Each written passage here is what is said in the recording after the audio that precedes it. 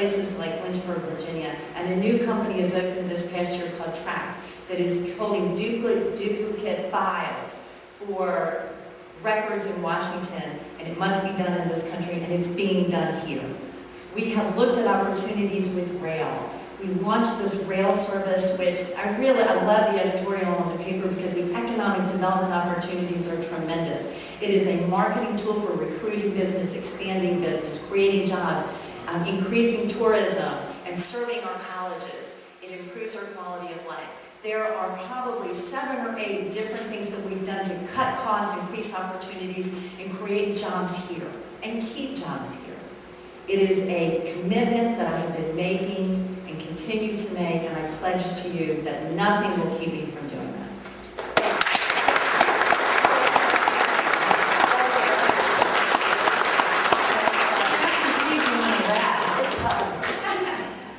Delegate Valentine, what do you view as your greatest achievement where you took the lead position of an agenda item, resulting in passage of your agenda item in your current elected position?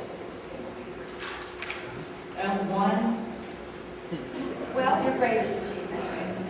Well, I probably should have saved a different answer, but probably my greatest achievement has been this rail service.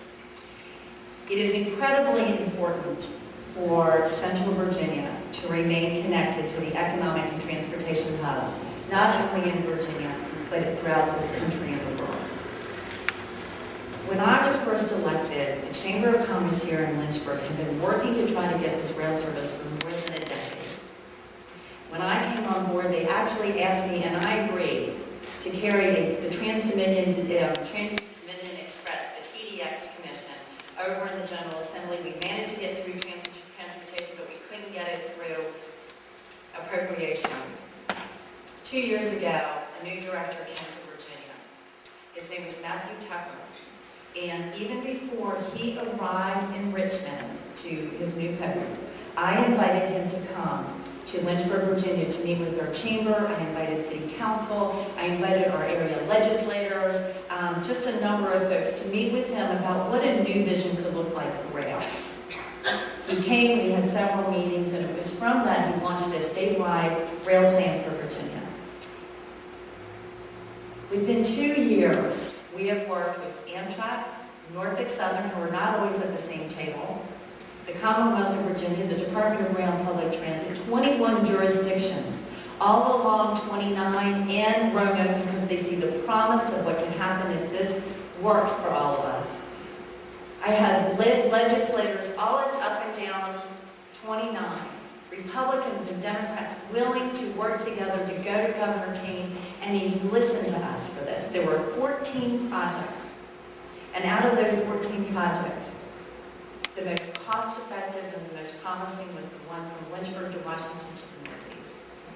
It is a tremendous, I never thought we were going to get the train this soon, but Norfolk Southern really wanted to tackle this area because every improvement will enhance freight. So it's passenger and freight service that's going to be affected by this new rail program. One new train moves 1.3 trillion, one new train removes 1.3 million trucks from our highways, saving us $92 million just in maintenance. The economic opportunities are tremendous for us.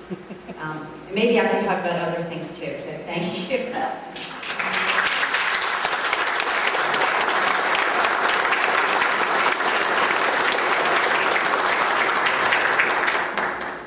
You know, City Council, we really don't have items that we do. It's not like we're passing a law, introducing a new legislation.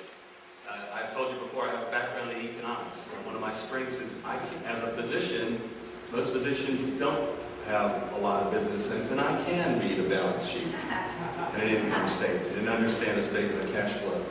I suppose probably the thing I'm most proud about was in our past budget cycle. Back in March, I said it was the wrong message at the wrong time to cut salaries from our city employees by 3%. There are 1,300 city employees, and that was the message that was delivered, and I was the only voice on city council that stood up to that. And I got to tell you, my friends, it ain't easy standing up and being by yourself. And I respect that. I respect that Shannon serves as a minority in the House of Delegates, and you all know that I serve on a minority of City Council. And it's not easy to stand up when your friends are saying, "You're wrong, Scott, you're wrong. How could you say that? How could you think that?"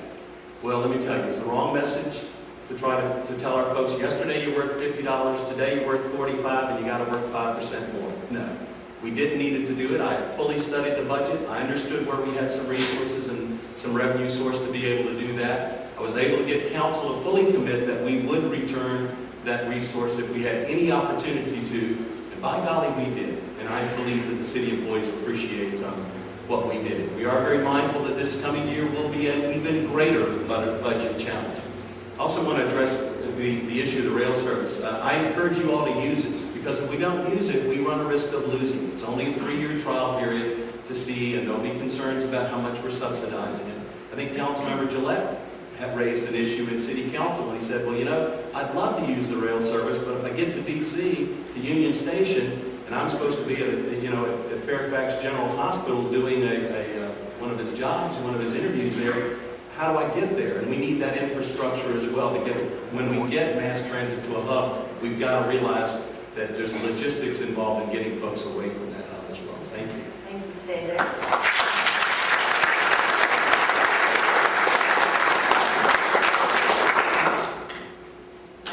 Okay, Dr. Garrett, do you have any written drafts for legislation that you're planning to introduce in the next session if you win this election? And if so, please tell us about it. No. Thank you. Dr. Delegate.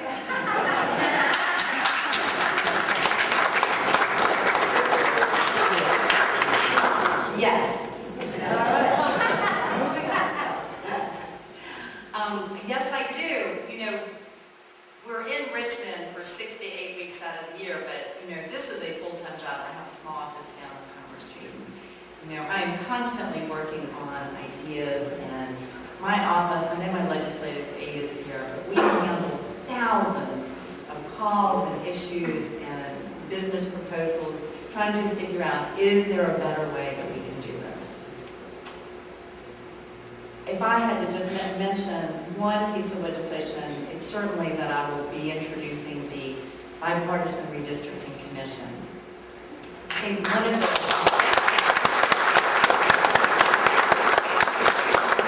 pleasure of carrying that legislation in the House of Delegates. It always passes the Senate unanimously, and then it always hits the same committee in the House.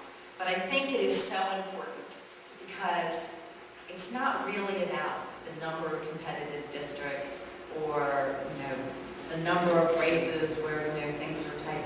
This is all about governance. Have you noticed how polarized we are in our country and even in our community? That the whole idea behind the Bipartisan Redistricting Commission is to have an independent group appointed by members of leadership in the General Assembly from the House and the Senate, so that they would draw the maps with citizen input from all over Virginia. It would all be open, transparent, for all of you to have a voice. That information would be presented to us as legislators, just like a bill. We would amend it, change it, send it to conference between the House and the Senate. The governor could have input. But I do believe it would be the greatest way, I think, to change how we do business. I do not believe that it's hard in being a minority. I believe that I work on really good ideas. I always reach out to people who may or may not agree with me. I do it all the time. It is a secret for how we can actually govern in this country.